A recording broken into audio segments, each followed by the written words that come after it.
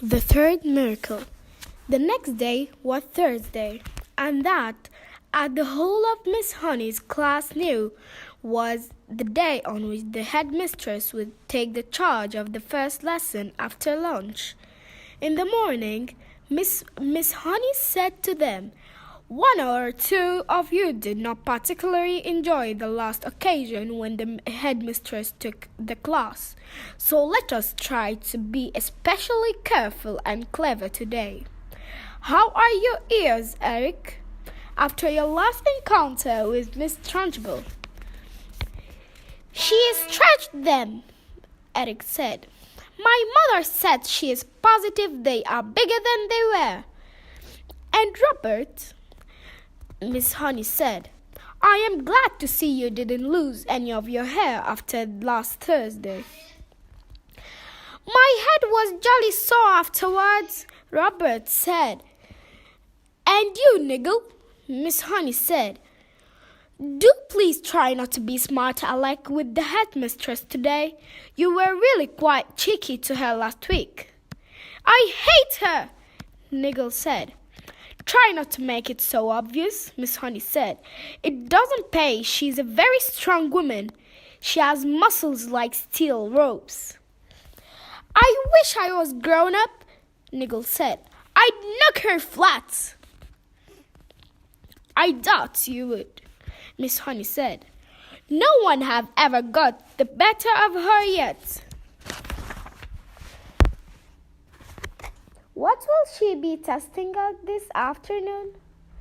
a small girl asked. "Almost certainly the 3 times table," Miss Honey said. "That was what you are all meant to have learned this past week. Make sure you know it." Lunch came and went. After lunch, the class reassembled. Miss Honey stood at one side of the room. They all sat silent, apprehensive, waiting. And then, like some giant of doom, the enormous Trunchbull strode into the room in her green breeches and cotton smock. She went straight to her jug of water and lifted it up by the hand and peered inside. "I'm glad to see," she said, that there are no slimy creatures in my drinking water this time.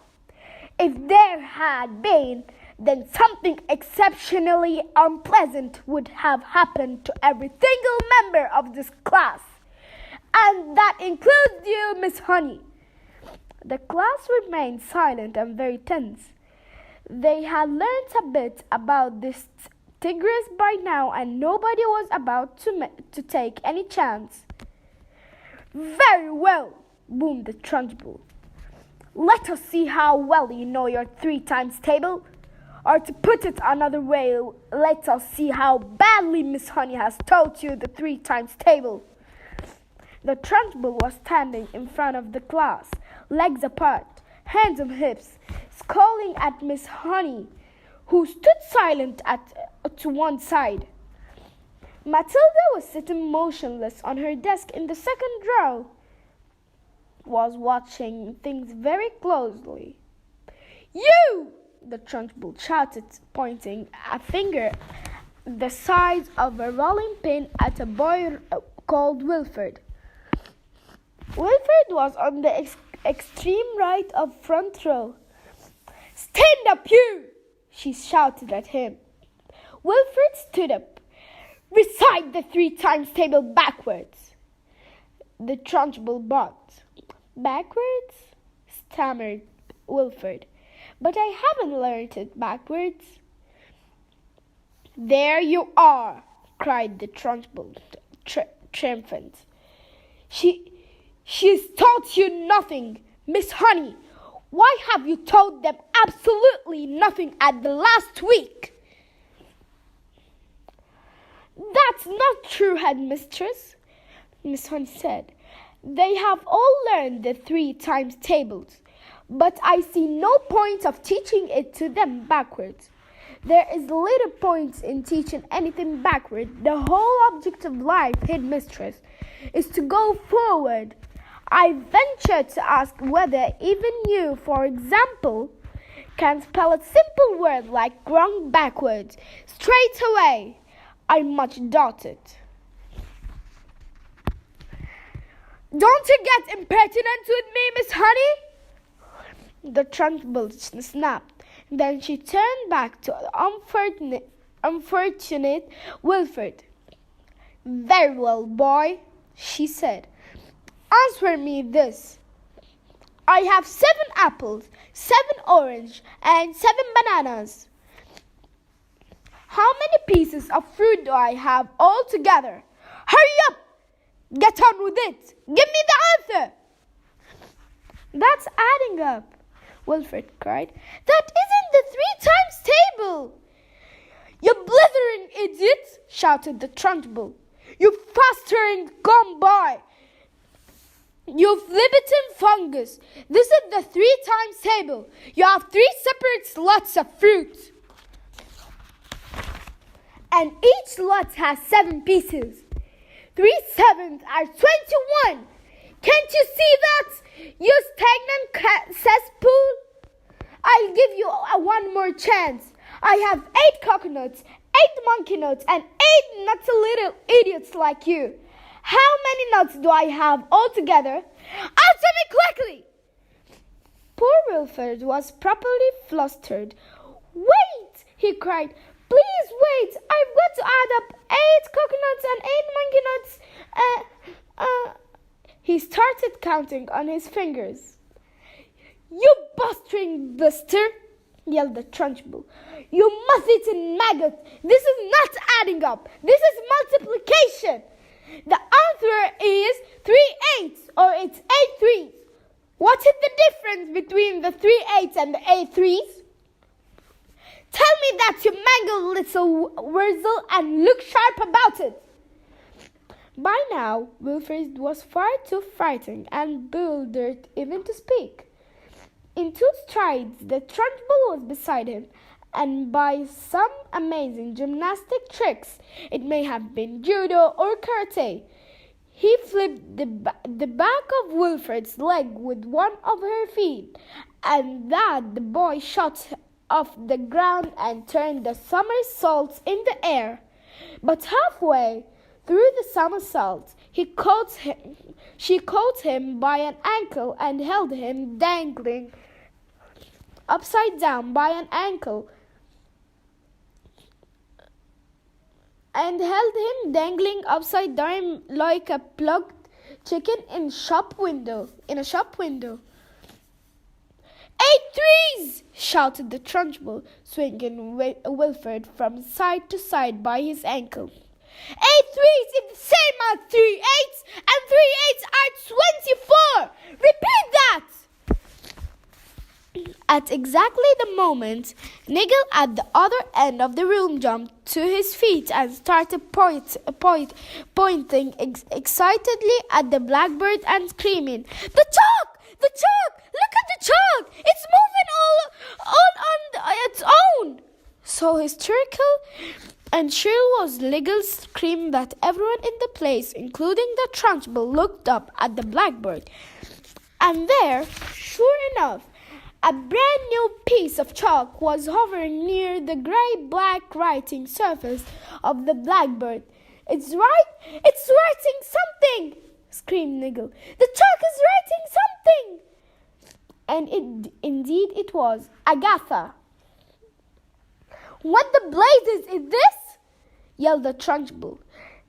It had shaken her to see her own first name being written like that by an invisible hand. She dropped Wilfred onto the floor. Then she yelled at nobody in particular. "Who's doing this? Who's writing?" The chalk continued to write, "Agatha, this is Magnus. This is Magnus." Everyone in the place heard the gasp that came from the Trunchbull's throat. "No," she cried.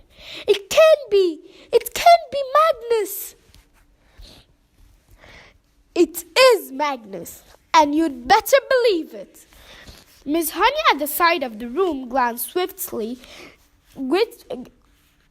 glanced swiftly at Matilda. The child was sitting very straight at her desk, the head held up high, the mouth compressed, the eyes glittering like two stars.